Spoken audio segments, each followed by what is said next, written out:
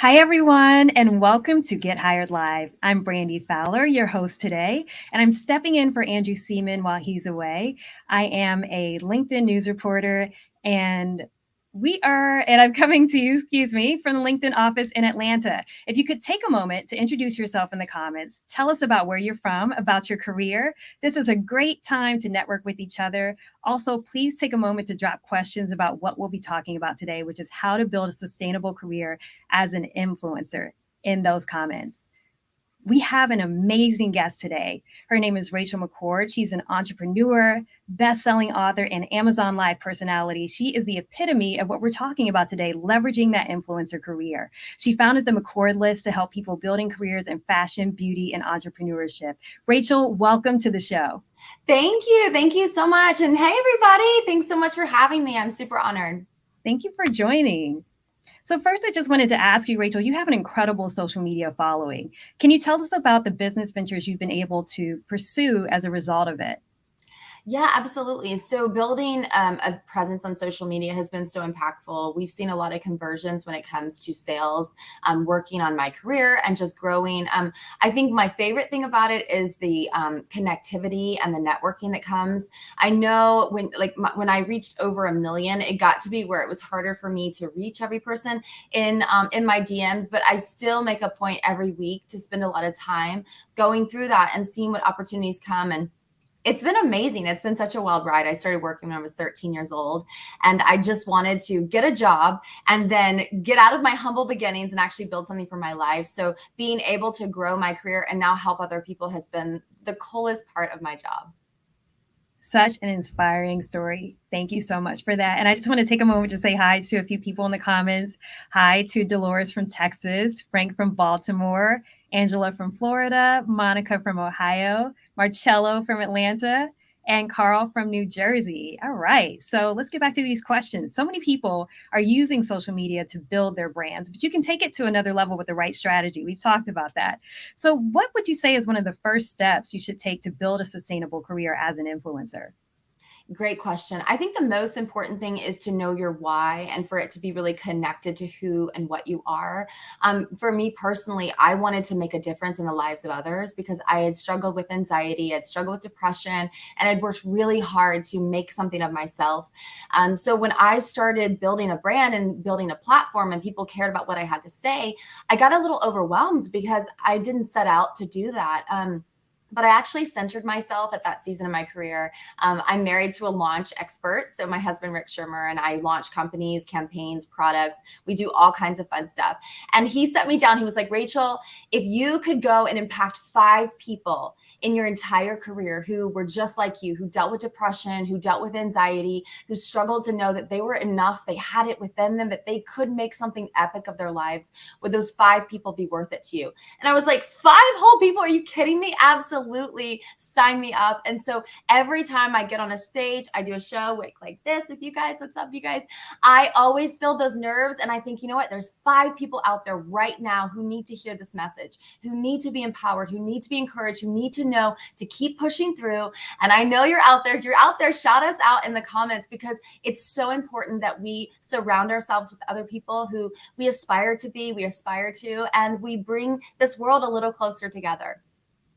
Absolutely. And can you also talk about what you should implement into your influencer strategy to help you create that longevity? We've talked about, building your niche and helping your audience engaged and things like that.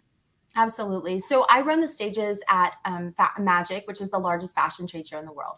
And I just had Brandy on our stages. Thank you, Brandy. So that was really fun. And the one thing that I have heard every celebrity from Katy Perry to Kristen Cavallari were all there last week and everyone in between, what I've heard everyone say, and I wholeheartedly agree with, is it's all about authenticity. So when you're sharing a message with the world, it has to be connected to your DNA. It can't be something you fake. We're not out here just trying to share a message with the world. And there are a lot of people who do that, right? There are a lot of people who just I just want to say something. I just want to be heard. I just want to be seen. And that's important. They need that validation. But when you're becoming an influencer and you're trying to really build a platform and scale, you've got to be connected authentically to who you are, because if you're not, everybody's going to know it and they're not going to tune in. Absolutely. And I think also one of the things that we've talked about when it comes to authenticity is finding that niche, right? How do you find your niche? How do you discover like what your passion is and how to convey that on social media? Yeah, I think your niche really connects into your why. So for me personally, I used fashion as an escape from my humble beginnings. I didn't want anyone to know I was growing up in trailer parks in Georgia. Like I wanted to be something else. As I've gotten older in my career, I've learned, you know what, that's actually me. That is who I am. That's where I come from. And I'm proud of where I came from. So when I started connecting to my niche, I realized, you know what, I'm not the Dolce & Gabbana girl in fashion who's all about like how to spend every dollar you ever make on fashion. No, I'm a businesswoman. I love fashion. It's my creative expression, but I'm all about getting the look for less. So shopping Amazon, finding vintage, finding all the things and putting them together. So for me, it's connected to my why. It's connected to my story. So the most important part of getting to your niche is actually looking into your story, looking into your heart. And also you can try an exercise that's really helpful. It's all about developing your brand filters. We do it with our clients when we do accelerators to help them with their careers. And what we do is we basically sit down with them and we write out adjectives to describe their brand. Then we sit down with some of their friends, some of their clients, and we say, hey, what are your adjectives? How do people describe you? Now, if you're trying to get hired, this is really, really important. You might think, oh, well, I don't have a brand. I don't need to do that. No, you definitely need to do it, because the moment you sit down in front of that person that you're trying to be seen in front of, you want to know who you are, and what you stand for. So if you spend that time to do that exercise to get your brand filters, it'll be so powerful. Absolutely. I just want to take a moment again to say hello to a few people that have joined us. Deborah from LA, hello. Patrick from Phoenix, Diana from Florida, Gregory from Chicago. Okay, cool. And yes, such answers, such valuable information. Also, I think a lot of people struggle with consistency. Like, how consistent should you be as you're posting? When you're first starting, should you be doing every day? As you're building up every other day? What's important when it comes to that? Great question. So consistency really comes down to the platform. So if you're on LinkedIn and you're dropping entrepreneurial content, I think a daily post is incredible, but you have to be true to yourself, right? So if you set a big goal and you're not able to attain it, it becomes harder to keep up with. So if you were to say, hey, you know what, I'm going to start every single week. I'm going to set a time, I'm going to set a date, and I'm going to publish that content. So I'm going to set a date and a time when I'm going to create and edit that content. And you stay consistent with that. And if you feel that you're just blowing through it, you've got so much content prepped a month out, 2 months out, maybe you could add 2 times a week and add it and scale it from there. I think that's really important. When you're looking at something like TikTok or Instagram, a daily consistent posting is really important to chase the algorithms. TikTok is a great platform right now to be growing in your numbers. Instagram is a great platform to be using as a resume. So you don't want your public Instagram to be you on boats, even though I love that. That's not your brand. So make sure that you're staying consistent in the platform. Right. I love that. I love that. And also, as you're being consistent, you want to make sure you're providing value too, right? As you share content with your followers. So, what is a good way to provide value to your followers when you're sharing your content? So for me, it's really important in my business to be the process girl, right? I'm all about process. I'm all about SOPs and creating something. So what I've stayed really focused on as we've built and scaled our different companies that we own, I've learned the importance is to be customer centric. So when you're coming up with your message and your value to your audience, you need to know your customer so well. And here's the deal. You don't and won't please everyone ever. It's just the situation. So what you need to do is think about who your customer is and really focus and have empathy into their lives. Like, is your customer a mom? Is she a single mom? Is it a dad? Is it a fisher? Like, what do they care about? What are they doing every day? What are they waking up and going after? And if you can get in the middle of their life and become an integral part of it with the content that you're bringing that gives value, you'll be their best friend on social forever. That is so helpful too. And I think also we've talked about paying attention to what's trending in terms of building that following and, attracting the audience that you want to attract. Can you just briefly talk about what's kind of the hot thing right now to be able to do that? Absolutely. So I'm seeing a lot of success for our clients, honestly, in TikTok with trending topics and trending sounds. You'll see some people, and it doesn't matter in your business, right? Because for me, I was like, oh my gosh, TikTok is all dance videos. That's what we all thought, right? In the beginning, because it used to be Musically. But when I started realizing there were entrepreneurs who were dropping amazing tips and just having them pop up on their screen to a trending song, that was working really well for a lot of people. And I'm still seeing that work really well. I'm also paying attention to the news, like what's happening, where do you want to make a splash? And And again, remember, focus on your audience. You don't need to do everything. Just because this over here is a trend doesn't mean you need to jump off of this ship and get over there. Absolutely not. It's important that you stay really focused on your targeted demographic. You stay focused on your key messaging. And that goes back to those brand filters. So that exercise where you really determine, who am I? What do I stand for? And what do I want to be known for? And make sure that no matter what trend is happening, that you're staying true to that, and it will be successful because it's authentically you. So, so good. And I also want to mention Instagram Reels too, with everything that Rachel just said, because that's also a way to build your following and important to utilize as well.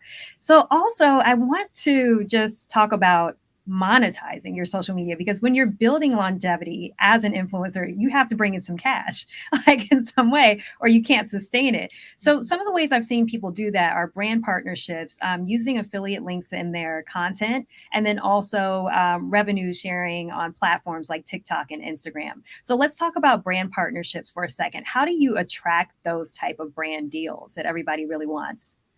Absolutely. So I think it's really important to be the zig to the zag. So if everybody's going after one thing, you need to figure out how to be something else. When I founded the McCord List back in 2013, I knew I wanted to have a voice in empowerment, and I knew I wanted to share that with the world. But I also knew I wasn't the biggest influencer yet, right? And I never will be, right? Who's going to be the biggest influencer? It's like a chasing thing. So I knew that I needed to build the power of community. So we actually built a community of other celebrities and influencers, and we started hosting events. We started doing gatherings. We started doing social media events, live events, all the things. And what I realized was I started building a product that was really appealing to different brands. A lot of people weren't doing this because it's a ton of work. And so that was my zig to the zag. So I started focusing on doing something different. Once you know what your product is and you pay attention, you keep your head on the ground and you know what everybody's gravitating towards, then you can create a sponsorship deck around that. Then you start thinking about, okay, well, who does this really bring value to? Who am I really helping? And how does this really help? So as you start to craft that message and have a sponsorship or a pitch deck, you get something together that's really cohesive. Get it well designed. Please get it well designed. I always say, no matter if you're working out of your garage or your mom's basement, like build a skyscraper brand, because that's really, really important. Now, when you do that and you go out and you start selling that to the sponsors that you know want to be a part of it, you can confidently pitch yourself because you know you're bringing value. So focus on the product before you focus on the end result. If you don't want to do a whole community and all that work and you're focused solely on yourself, then really find the brand sponsors who need to be in front of what you're doing and see what kind of ad values you can do. So for example, don't just do a post, do a full photo shoot, give them content, think about what they care about, give them permission to boost your ads. I just think it's so important to be thinking holistically about that. So, so good. I wanted, before we move on to talk about brand sponsorships a little bit more, I want to address a comment that we just got from Jamae, who says it's so important to stay consistent with hopping on trends too. And she was saying that she learned that a lot of people started hopping on trends and then couldn't sustain the new growth. That's true. You have to be consistent as you're hopping on these trends, and you have to incorporate everything that Rachel has said. You have to provide that value as you hop on these trends. You can't just, put some sound to you dancing in a TikTok. Like Rachel said, it has to have some value, and it has to reflect the values of your brand too. Absolutely. And be willing to iterate and evolve as things evolve with your brand. You don't have to stay stuck where you were. You might have done something, it might have made you very successful. But if you find yourself organically iterating, that's cool too. Yeah, that evolving piece is so important, because pivoting to keep your content fresh and, again, like continue to provide value is so, so important. So, okay, so I'm going to talk about brand sponsorships a little bit more. Do we need media kits in order to attract these brands? And should we be approaching brands? How should you begin when you're first trying to get those brand deals?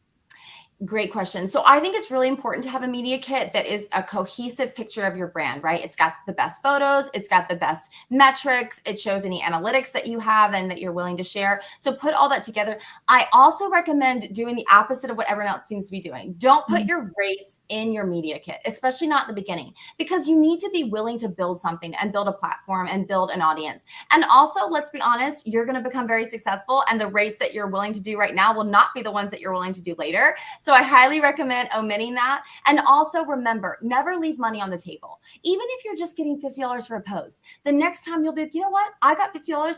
I know my post is worth at least that. So why don't I ask for 100? You don't have to think, oh, it's so small, it's not worth it. It's absolutely worth it. Because if you can treat yourself to a lunch and pat yourself on the back, it's absolutely worth it. So don't just do the trade for post that a lot of people do. Be willing to say, you know what, I would be willing to do that. It's going to cost $25.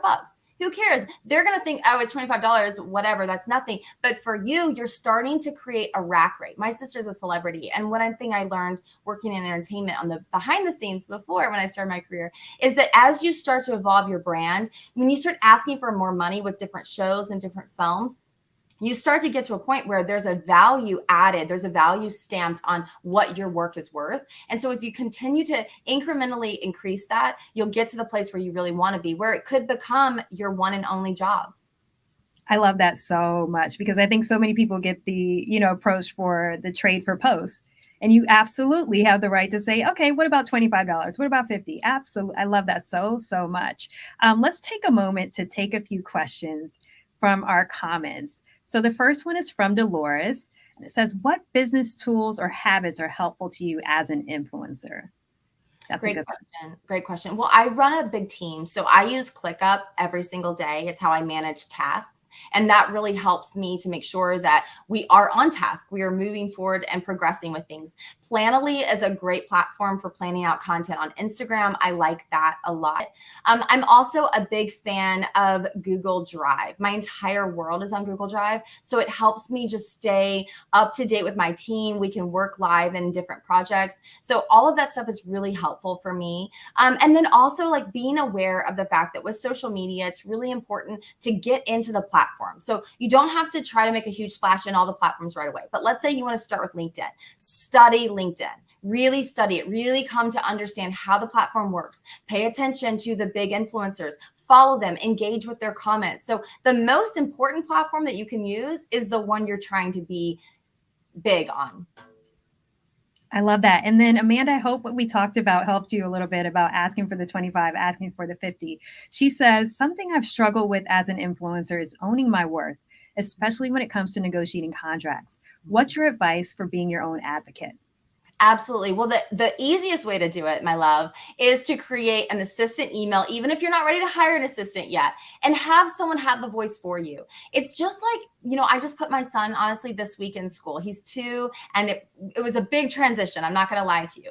But I realized the most important message I needed to send my son away with was how to become an advocate for himself. Because when mommy wasn't there, he needed to speak up for himself. So the same for you. If it's too hard right now for you to be that voice for yourself, then create an email account. Know that one day you're going to be so successful, you're absolutely going to need at least one assistant, trust me, and have that person speak up and really check in with yourself. Sit down at a bench in a park and just ask yourself, hey, what's this worth to me? Because when we start getting into a situation where we're saying, well, no one wants to pay that, I'm not going to do it, then they're determining our worth. But if you sit down and say, you know what, I'm going to have to do a photo shoot. I'm going to need to edit a few of those photos. I'm going to need to come up with a great caption. I'm going to need to engage with the followers. How much time does that take? And what is your time worth? Even if you just put down $25 an hour and then start mapping out the time, start somewhere. But remember that you are the only person who determines your worth. And if you're like me, God. So God determines my worth, not a sponsor. Absolutely. And I want to go back to talk about affiliate links for a second, because it's super important. A lot of people have been able to monetize using those. A few things and for those of you who don't know what affiliate links are, basically you apply for certain programs and then you're able to put these links into your content. And every time somebody clicks your post, or your link, you actually get a certain percentage of commission based on what they buy. So let's talk about where to find these programs. What are some of the biggest programs that you've seen? And I can talk about them too. Yeah, so the biggest one, of course, is going to be Star Rewards. They do a lot of great stuff, but also I am an Amazon girl. I have a show on Amazon Live. So I got into the influencer program, and the percentage, it's not a lot, of course, but it's a start. And if you think about it, if you really care about your audience and you really care about helping them transform their lives, whoever, wherever, and whatever they are, then you're going to be more mindful about creating content that's meaningful and valuable than you are about that commission structure. So when you're doing that, what's great is that it's so true and authentic that you're just telling them, hey, I love this over dramatic bottles. So it's really dramatic. I love this. So let me tell my audience about it, because I know my audience is like me. Otherwise, they would have blocked me and trolled me and all the other things. Yeah, I actually want that bottle, by the way. I got you. Send me your address, Mama. Send me your address. So in addition, I mean, what you said was so important. As you're doing this content, it's about just providing value, being authentic, and really just talking about what you love. Some of the other places are Rakuten, Skimlinks. If you have a blog, you can also put those links on your Instagram too. You have to apply for those programs to get in, but it's a pretty simple application process. So shoot your shot, try to get in, and you can start using those affiliate links to get commission for yourself. Okay, let's move on to the next question. We talked about the revenue platform sharing, did we? I don't think we did actually, for the Instagram and TikTok. But we can briefly just talk about that, which is like you can use Instagram Reels. They're providing like a bonus to certain creators and giving you, a certain amount of money per view for your Reels. And then on TikTok, are you familiar with the platform sharing there? I haven't actually done that. I would love to hear more about it. Okay, I don't actually know about the TikTok platform sharing, so we'll skip that. But there are ways to earn revenue on these social media platforms too, just so you guys know. And make sure you do your research on that to check it out. Okay, so I want to also know, what have you found to be the most beneficial thing as you've built your brand as an influencer? Something that you just relied on, I guess, a tool or just like a tip?